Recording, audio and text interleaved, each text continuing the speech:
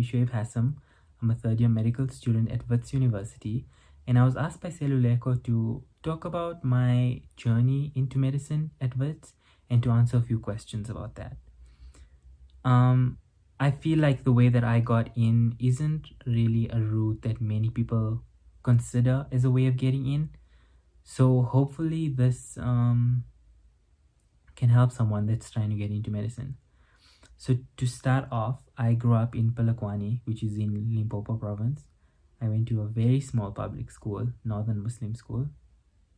At the end of matric, I had 7 distinctions and my matric average was 90. My NBT average was around 84, so the two together averaged were 87. Now, for Wits, in particular for medicine, they don't calculate an APS score as far as I know. I don't know if it's changed at this point, but they don't calculate an APS. They average your NBT and your matric marks 50-50. So I had an 87. At the time when I applied, I realized that there was a chance that I wouldn't get in because a lot of students do a lot better than that, but I wasn't sure yet. So I still applied, obviously, because it's something that I wanted to do. I found out that I was waitlisted. So yeah, I was on the waiting list for a few weeks before I found out that I didn't get in. So my initial plan was to then do an undergraduate degree like biomedical sciences and then get in through GEMP. So I applied for my biomedical sciences was my second option, so I got in for that. So I started that degree, and about a month in, I thought to myself, like, this isn't right for me. I know at the time I thought it was my only option of getting into medicine, but the idea of, competing again with so many students that didn't get in and now that want to get in after doing an undergraduate degree, because it's not just biomedical sciences students that you're competing against, but students from all degrees, any university. So I thought, okay, maybe there's someone I can talk to find out about, if there's another way. Or so I went to speak to the senior registrar, Mrs. Tabita Mageti, I think. Yeah.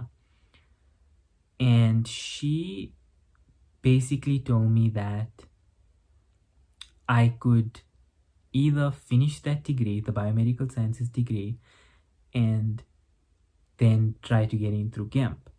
Or, and not many people realize this is an option, she said herself, I could take a gap year and reapply for 2018.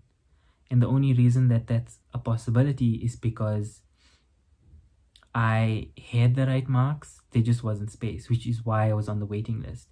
So I believe that's what being put on the waiting list means, is that they have to see if there's a available space or spot for you, because you do meet the right requirements, academically speaking. They just aren't sure if they have enough space for you. So I guess if you are someone who's waitlisted, or you were waitlisted and now you found out that you didn't get in, this might be a possibility for you. I suggest going to someone in the faculty and speaking to them and discussing this and asking if it's a possibility that you could take a gap year and reapply for the following year for first year medicine. At first, I didn't really catch on to the idea because it didn't feel very secure. It didn't feel as secure as getting another degree and then getting into third year medicine through GEMP, because at least this way, if I didn't get in, I'd still have a degree and I could go on to do honors and further postgraduate degrees, if not medicine. And if I took a gap year and didn't get in, it would almost be like a waste of a year. That's how I saw it at first. So I said, okay, I'll think about it. I'll, discuss it with my parents and whatever.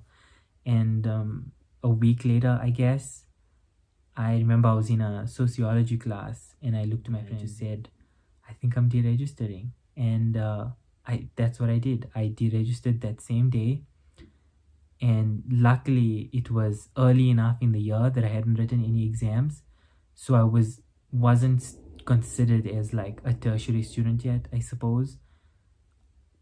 I'm not sure how that all works, but because I didn't write any exams yet, I was able to still deregister and then reapply for the following year for first year degree again.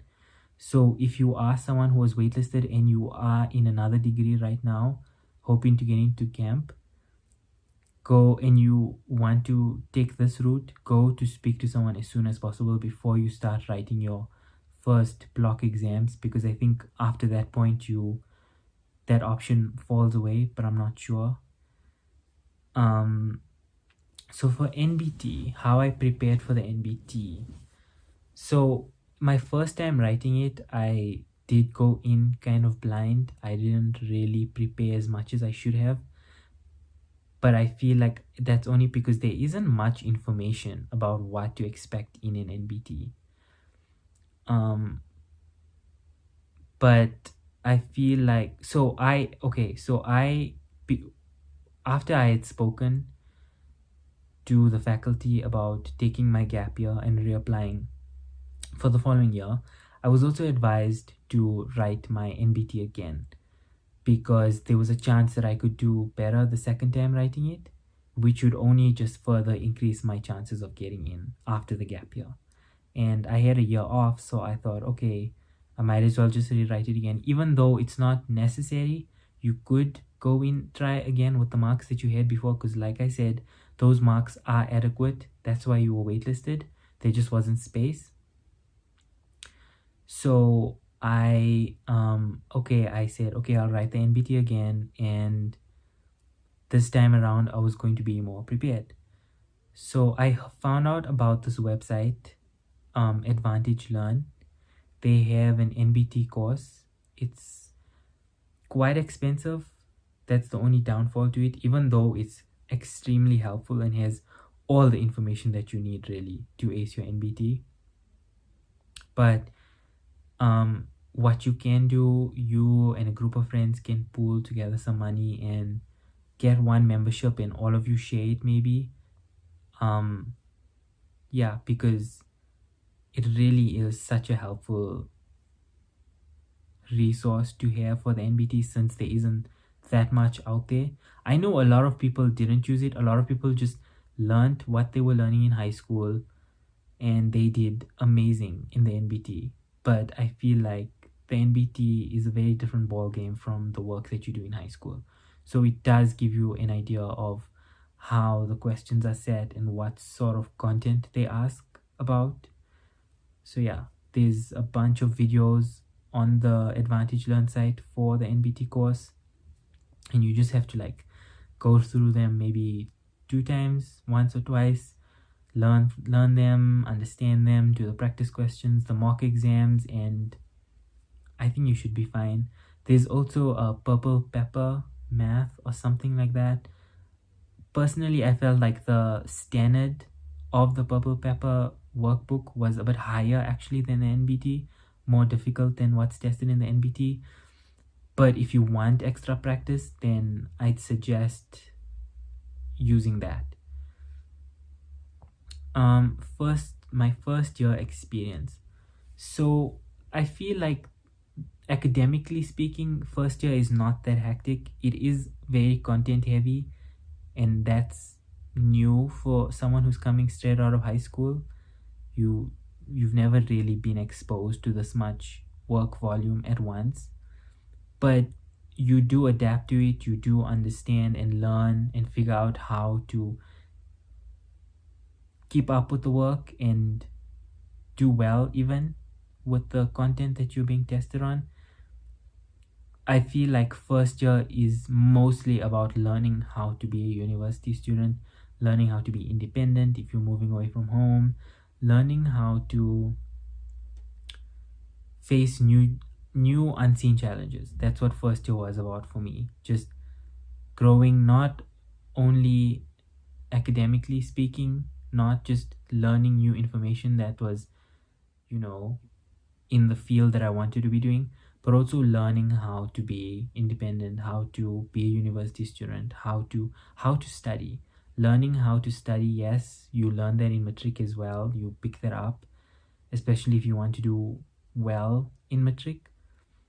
But learning how to study in university is really important because the work comes at you so fast. You really need to develop strategies to get through it all and to make sense of it all and to integrate all the information that you learn.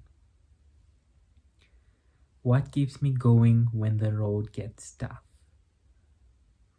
So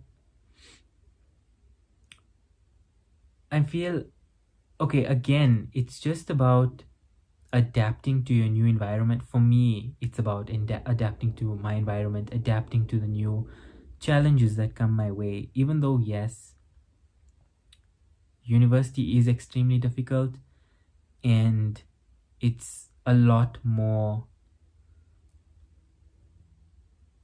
it's a lot, it's more than you would expect to do. The work that you do, especially coming from school, it's more than you would expect to do, but you do definitely get used to it quickly, which is what first year is for. It's getting used to being able to study so much work. When the road gets tough, I mean, academically speaking, I feel like having a good friend group, a support group helps because you all in it together. You all can discuss ways of how each one is studying the work. You can help each other with assignments, help each other with getting through content, understanding content, and knowing that there's someone else out there that's just as behind as you are. Because as a university student, you are always going to be behind. I mean, there's like a select group of people, like maybe 10 or 20 people in your class that will always be ahead of the work, even starting the work of the new term. But trust me, 99%, 98% of your class will be behind. It's just part of it, it's what it is, and it's okay. It's okay to be behind because you do catch up eventually, especially right before an exam. You do pick up the pace, you gain the motivation, and you get through the work. So allow yourself to rather understand the work than trying to keep up with it and be fast, because going really fast and trying to keep up with work means that you sacrifice really understanding and knowing your work, your content.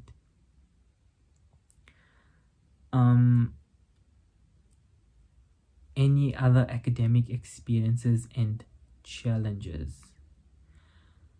Well, I mean, second year was just the biggest academic challenge for me personally, and I mean, I guess any med student, if you ask them academically speaking, they'd say second year was quite insane. Well, I don't know how the other years, like fourth to sixth year, I'm not sure because I haven't done those years yet, but I know second year really is an insane year. It's a tough year. You do so much work in so little time, and it's a lot of detail, a lot of content, and it just goes by so quickly. So yeah, that is one of the biggest challenges that I've experienced. Third year has been really challenging too because of the way our timetable has been shifted because of coronavirus and stuff, and our blocks have all been shortened. So that has been really difficult doing the same amount of content that's normally done but in a shorter block. But again, you realize that you're more capable of adapting and overcoming these sort of challenges than you think you are, especially again when you have a good support group and you realize all of us are going through this together. But at the same time, I would say that if your mental health is taking a back seat just so that you can get through your content, just so that you can pass that module, then perhaps try to find a better balance. I know it gets really difficult trying to juggle your personal life, your mental health, your physical health, even with your academic life. And finding that balance is really, really important because, yeah, you might to pass the year and work hard and dedicate all your time to studying, but at what cost? If your sanity is being disregarded, if your mental health is being disregarded. So always try to find a good balance. I know that's such a vague concept and a vague thing to say or to think about, but knowing when you've done enough is something that you do pick up. It's something that you figure out. If you feel like you need a break, if you feel like you need a day or two to rest, take that time, because you would rather be well rested, be have mental clarity, and then do well, rather than sacrifice your sanity, because you do begin to sort of lose yourself, I guess, when you just dive into the work. And I feel like that does happen to a lot of people in second year in particular, where you completely dive into the work, completely hyper focus on getting everything done, on doing well, or just passing, not doing well, just passing, that you sort of forget to be a person at the same time. You forget that you have personal issues, family issues, money issues, all of that need to be addressed as well. So I'd say taking a step back and focusing on more than just your academics is really important. Even though, yes, you want to succeed, you want to achieve your goals, and passion really is a big driving force for most of us or all of us in this degree in particular. And while it's good to be so driven and motivated, it's very easy to lose that at the same time. Burnout happens a lot. Burnout happens to many people, and to avoid that, just make sure you're getting your rest, make sure you're taking time for yourself, make sure that you're finding a good balance. I guess that's as much as I could say. My most challenging module, I guess it would have to be anatomy from second year. Yeah, anatomy. Mostly because it's such a content heavy subject. There's so much detail and information that needs to be memorized. You have to just basically just be able to parrot out all this information. So I don't know if there's anything you could do beforehand to prepare for it. I'd say for first year, I don't think there's anything you can do. Just take the break after high school, because you'll need it, because you'll be losing a lot of sleep once you come to university. So take the break after high school. After first year, again, take that holiday. Take the break, allow yourself that holiday before you get into second year. Once second year comes, then you can start focusing on all the anatomy and physiology that you're about to do. Yeah, but I'd say anatomy was the most challenging module. But it's doable, it is possible. The easiest module, I mean, is medical terminology a module, or is that just part of a module? Because that was pretty easy and really helpful, actually. I feel like doing medical terminology at the time in first year, I felt like, okay, this is nice, but is it really going to help? And then once you do things like anatomy, you realize just how much learning all of those like prefixes and suffixes and stuff from the different languages helps you to like break down the words so that it's a lot easier to memorize.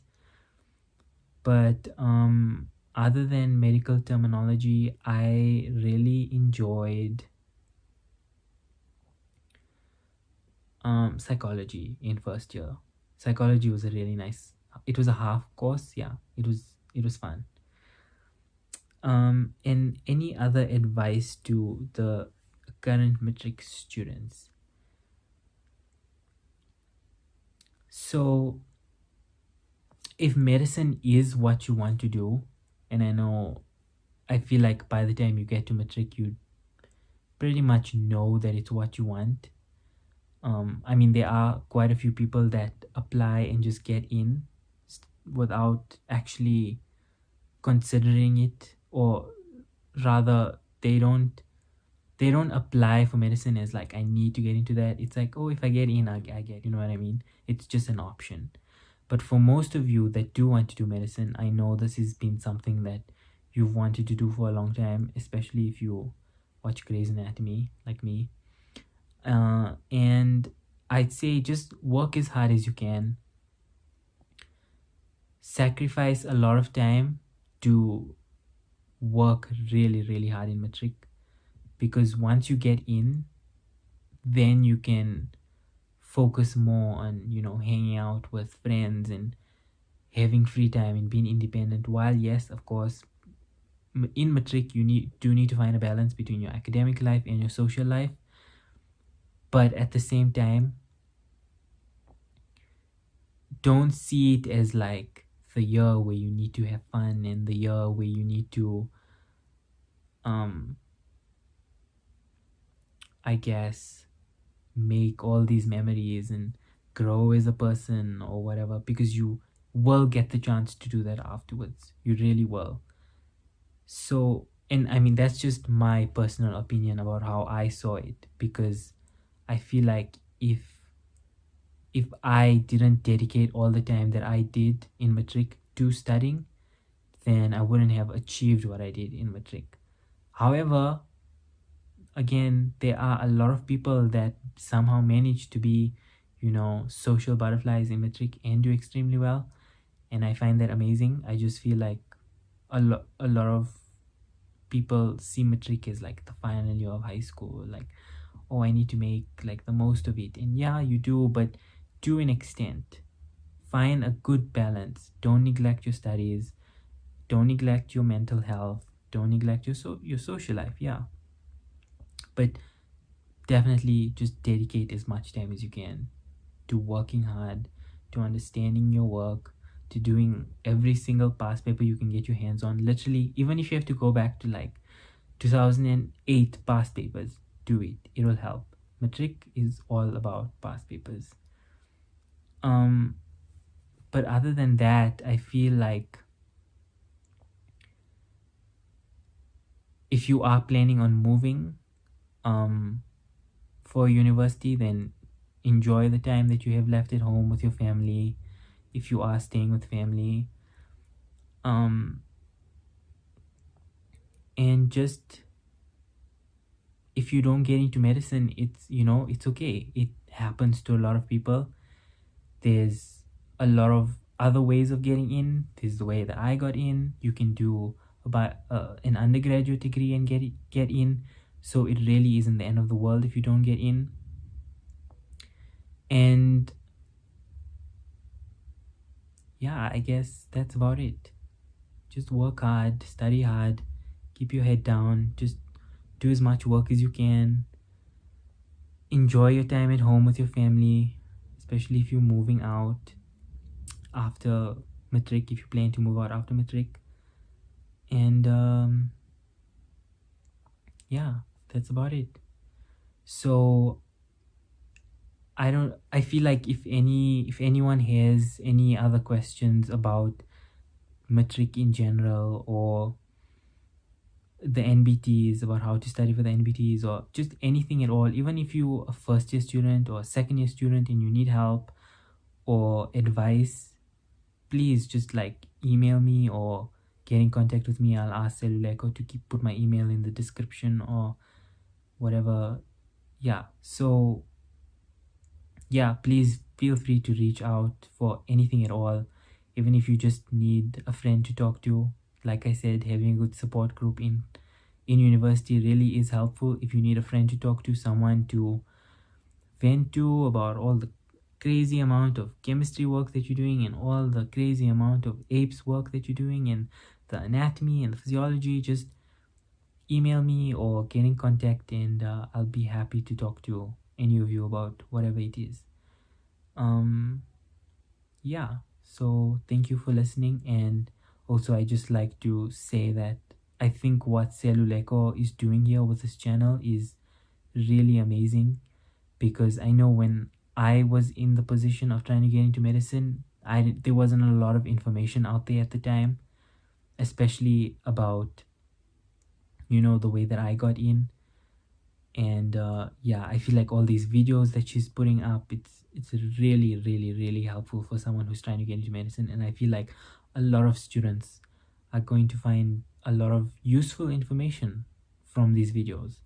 So I just like to thank her for doing all of this, for making this channel. And yeah, thank you for watching. Bye. Our greatest glory is never in falling, but in rising every time we fall. If you liked this video, please give it a thumbs up and subscribe to this channel to get more videos like these. Thank you to the new subscribers, very much appreciated.